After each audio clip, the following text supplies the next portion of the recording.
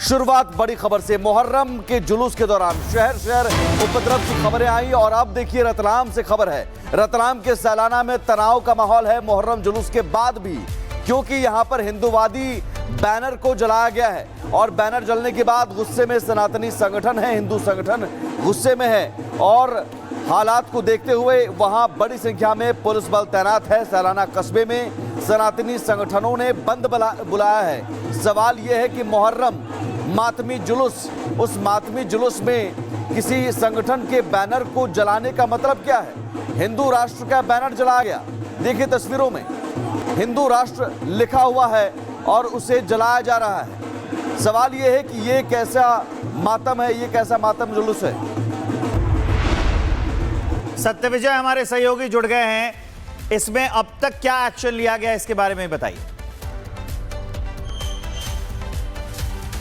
जी बिल्कुल, देखिए रतलाम से बड़ी खबर है। रतलाम के सैलाना में मुहर्रम जुलूस के दौरान इस तरह से जुलूस, जो कि मातमी जुलूस होता है, उसमें ये एक करतूत सामने आई है जहां पर कि हिंदू राष्ट्र का जो बैनर ऊपर लगा हुआ था उसको ये मुहर्रम में जो अखाड़े होते हैं ये स्टंट करते हैं। उस स्टंट के दौरान आग का जो गोला छोड़ा गया उससे जानबूझकर, जो वीडियो वायरल हुआ उसमें आप देख सकते हैं कि जो हिंदू राष्ट्र का बैनर था उस पर उसको आग लगाने की कोशिश की गई और वो हल्का सा झुलस भी गया।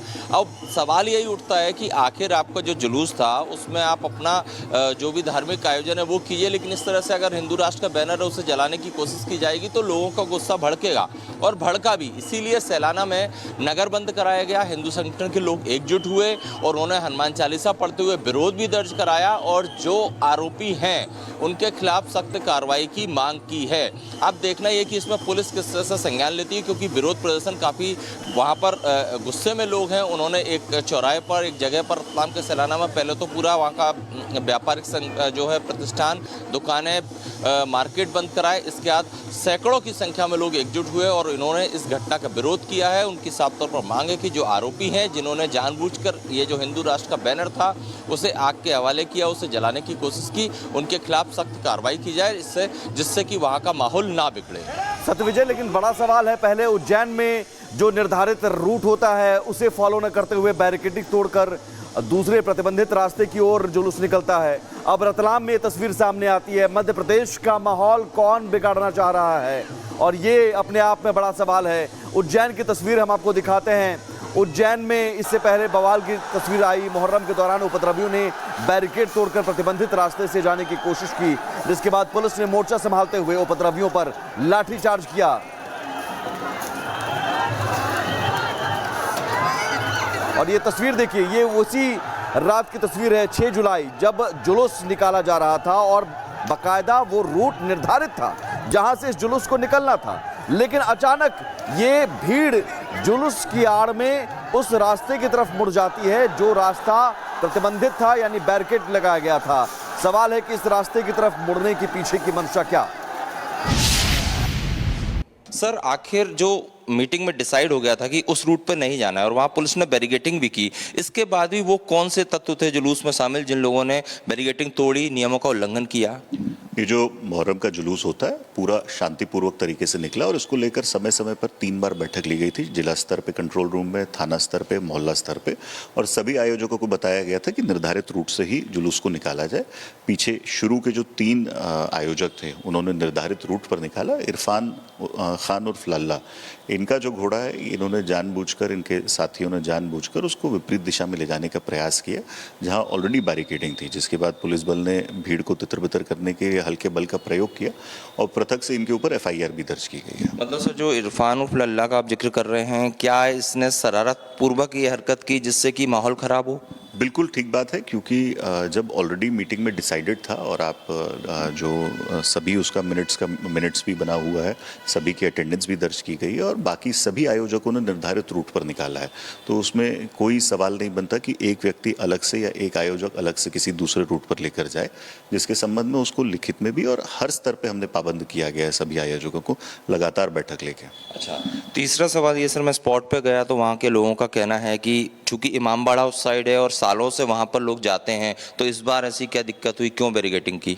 देखिए, ये पिछले साल भी ये बातचीत हुई थी, इस साल भी हम लोगों ने बातचीत करी थी। उस तरफ जो बड़ा घोड़ा होता है उसमें ऑलरेडी बहुत सारी महिलाएं और बच्चियां रहती हैं, और अगर कोई एक जुलूस विपरीत दिशा से चलते आएगा तो दुर्घटना होने की संभावना से इनकार नहीं किया जा सकता। इसलिए सभी आयोजकों को साथ में बिठाकर बातचीत कर कर ही रूट निर्धारित किया गया था, और ये कहना कि वो पारंपरिक रूट है, बिल्कुल गलत बात है।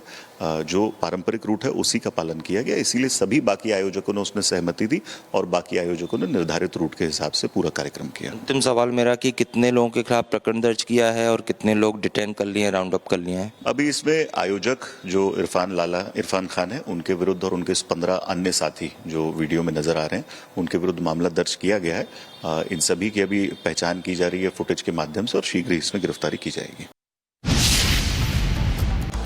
उज्जैन में मुहर्रम के जुलूस के दौरान जमकर हंगामा हुआ, बवाल इतना बड़ा कि पुलिस को लाठीचार्ज करना पड़ा।